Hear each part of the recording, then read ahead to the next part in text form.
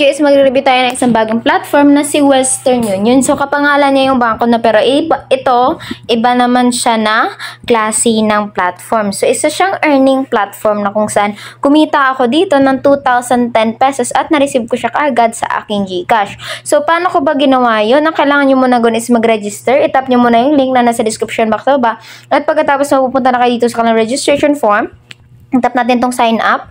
At pagkatapos maglagay lang tayo dito na ating mobile number. Pwedeng gumawa lang din kayo. Basta mauna kayo sa 9. And then enter captcha yung mga numbers niya. Nilalagay nyo dyan. Password gagawa kayo. At ito yung invitation code.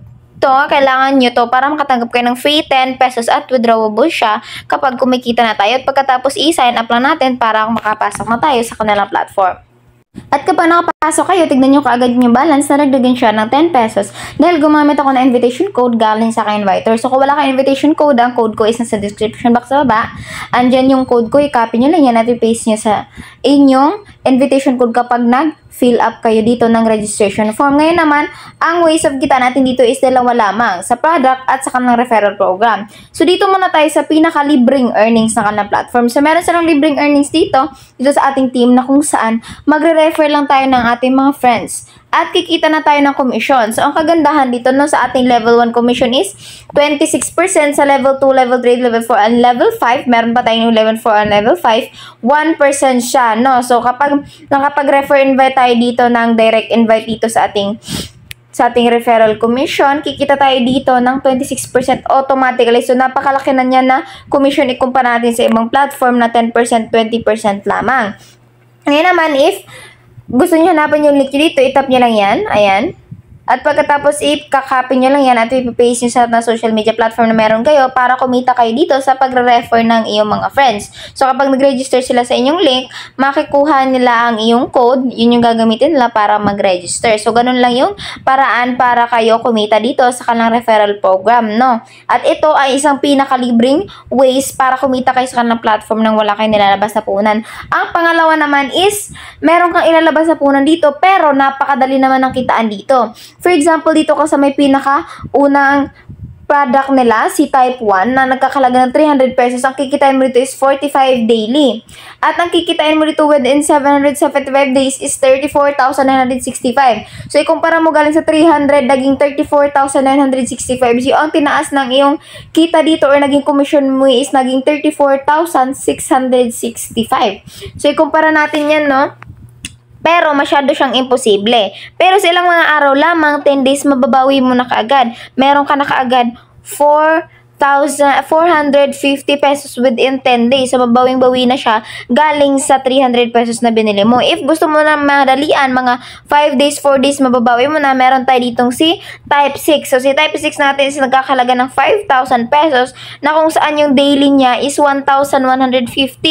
So, sa 5 days lamang mababawi mo na plus commission na 1,150 times natin ng 5 days, meron tayong 5,500 nakikitain dito sa kanilang platform.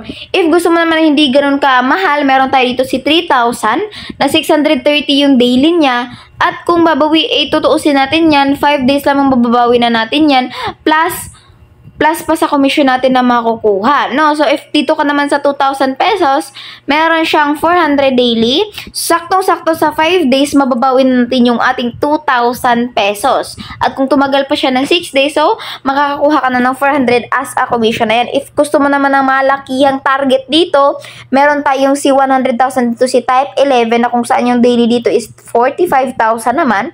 At kung 3 days lamang, mababawi na natin kaagad yung ating pinuhunan. If mag 4th day pa tayo, bawing-bawi na at napakalaki na ng commission natin dito sa kanilang platform. So, kapag nakapili na kayo ng item na bibili nyo, itap nyo lang yan. I-tap lang natin yan, subscribe.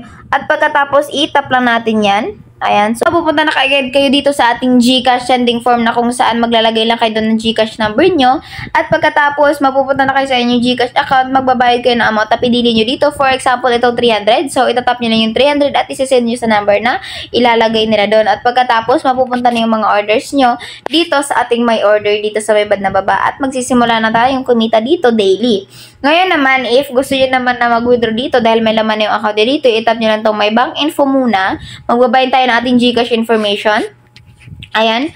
GCash lang available nila. So, maglalagay kayo ng GCash name at GCash number. Pagkatapos, isubmit na natin yan para makapag-withdraw na tayo dito sa kanilang platform.